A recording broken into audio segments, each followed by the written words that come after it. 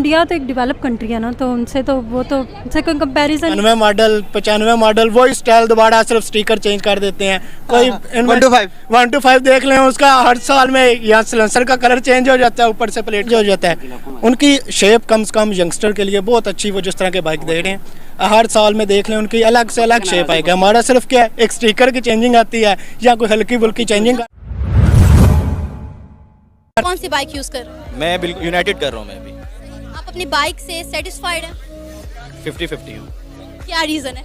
जाहिर सी बात है, वो बिल्कुल ना माइलेज है ना एवरेज है, लेकिन ये है कि पाकिस्तान की क्या कहते हैं, बस सही है। मतलब ये मैं कह सकता हूँ कि ठीक है, इंडिया के कंपैरिजन से तो नहीं है, लेकिन कह सकते हैं सही है। জয় হিন্দ বন্ধুরা, আপনারা কি জানেন ভারতের তৈরি রয়্যাল এনফিল্ড একটি 350 সিসি মোটর বাইকের মূল্য পাকিস্তানে 12 থেকে 13 লক্ষ টাকা। আর যদি হিরো স্প্লেন্ডারের কথা বলা হয় তাহলে সেটার মূল্য প্রায় 6 থেকে 7 লক্ষ টাকা এবং বাজাজ পালসারের মূল্য 7 থেকে 9 লক্ষ টাকা মতো। আর যদি টিভিএস স্পোর্টের কথা বলা হয় তাহলে সেটারও মূল্য 3 থেকে 5 লক্ষ টাকার মধ্যে। বন্ধুরা, আপনার বা আমার মনে এবার প্রশ্ন আসতে পারে কি পাকিস্তানে মোটর বাইকের মূল্য এত বেশি কেন? কারণ আমাদের ভারতবর্ষে এর চেয়ে কম দামে অনেক ভালো গাড়ি পাওয়া যায়।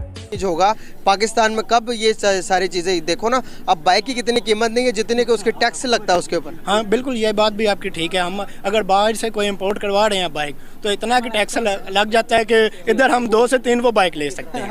ठीक है, टैक्स सिर्फ इतना की लग सकता है। एग्जैक्टली, आप एक नॉर्मल प्राइस की गाड़ी लेते हो तो 5 टोटल गाड़ी की प्राइस 5 लाख होगी, यहाँ पर ला के आप 15 लाख रुपए की लेते हो। हाँ बिल्कुल यही बात। ये टैक्स जाते कहाँ? ये तो हमें भी नहीं समझ आ रही, जितना कि टैक्स अब इस हुकूमत ने कर दिया है कि हर एक चीज़ पर टैक्स है। जितना टैक्स हमसे लेते हैं कि उतना टैक्स आपको लगता है कि वो इम्प्लीमेंट भी कर रहे हो उस जगह के ऊपर? अब देखो, पाकिस्तान जैसे जो देश हैं वो ऑटोमोबाइल इंडस्ट्रीज में बहुत ही ज़्यादा पिछड़े हुए हैं।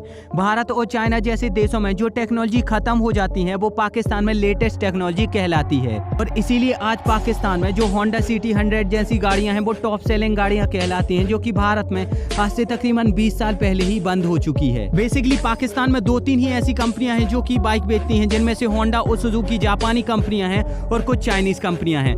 पाकिस्तान में भारतीय बाइकों पर इतनी ज़्यादा इम्पोर्ट ड्यूटी लगाई जाती है कि जो बाइक भारत में 50,000 रुपए की बिकती है वो पाकिस्तान पहुंचते पहुंचते 6 लाख रुपए की हो जाती है। और इसीलिए भारत दुनिया का सबसे बड़ा 2 व्हीलर मैन्युफैक्चरर है। और अगर हम पाकिस्तान की इस लिस्ट में बात करें तो पाकिस्तान का नाम इस लिस्ट में दूर दूर तक नहीं दिखाई देता। पाकिस्तान में बहुत सारी कार और बाइक बनाने वाली कंपनियां चाइना से घटिया माल लेकर आती हैं, उस पर अपना लेबल चिपकाती हैं और पाकिस्तान में बेच देती हैं। पाकिस्तान के लोगों को उल्लू बना देती हैं, क्योंकि उनको भी ये चीज़ बहुत ही अच्छे से पता चल चुकी है कि पाकिस्तान के लोग कुछ भी नहीं कर सकते।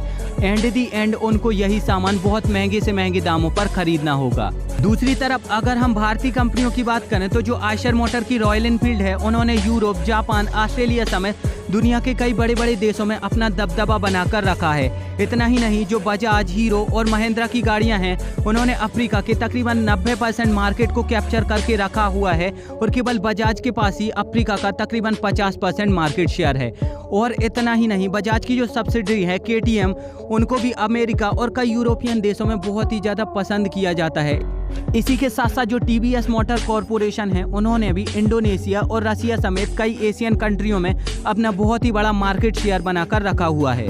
पाकिस्तान में आज जो भी बाइकें बनती हैं उसमें तकरीबन 15 से 20 साल पुरानी टेक्नोलॉजी का उपयोग होता है, जबकि भारत इस फील्ड में पूरी दुनिया में नंबर 1 बन चुका है। और आज भारत में एक से बढ़कर एक बाइक बनाई जाती हैं और उनमें लेटेस्ट टेक्नोलॉजी का उपयोग होता है। भारत की अगर हम सबसे बड़े 2 व्हीलर मैन्युफैक्चरर की बात करें तो इसमें पहले नंबर पर हीरो मोटर कॉरपोरेशन आती है, दूसरे नंबर पर बजाज मोटर कॉरपोरेशन आती है जिसके अंतर्गत KTM आती है, तीसरे नंबर पर TVS मोटर कॉरपोरेशन आती है जिसके अंतर्गत नॉर्दर्न मोटर्स आती है, चौथे नंबर पर आयशर मोटर कॉरपोरेशन आती है जिसके अंतर्गत रॉयल एनफील्ड आती है, और 5वें नंबर पर महिंद्रा एंड महिंद्रा आती है जिसके अंतर्गत जावा और येज़दी आती हैं। इतना ही नहीं, भारत EV की फील्ड में भी बहुत ही तेजी से आगे बढ़ रहा है, और भारत में कई ऐसी बड़ी बड़ी कंपनियां हैं जो कि इलेक्ट्रिक वाहन बना रही हैं, जैसे कि Hero electric, Bajaj electric, TVS electric, Ola और ईथर जैसे कई बड़े बड़े ब्रांड हैं जो कि अपनी EV स्कूटर्स और मोटरसाइकिल बना रही हैं, और कई और नए नए ब्रांड यहाँ पर उत्पन्न हो रहे हैं। अब इस चीज़ को देखकर आप ये समझ सकते हो कि भारत और पाकिस्तान में जो अंतर है वो जमीन आसमान का अंतर है। भारत इस फील्ड में बहुत ही ज़्यादा आगे बढ़ चुका है और पूरी दुनिया में वर्ल्ड लीडर बन चुका है, जबकि पाकिस्तान अभी यहाँ पर शुरू भी नहीं हुआ। তো বন্ধুরা আজকের তথ্যগুলি আপনাদের কেমন লেগেছে এবং আমাদের চ্যানেলটি আপনার কেমন লাগে, যদি ভালো লাগে তাহলে অবশ্যই চ্যানেলটি সাবস্ক্রাইব করে দিয়ে পাশে থাকা বেল আইকনের ঘন্টাটি বাজিয়ে দেবেন, যাতে করে পরবর্তী ভিডিওর নোটিফিকেশন আপনার কাছে পৌঁছে যায়।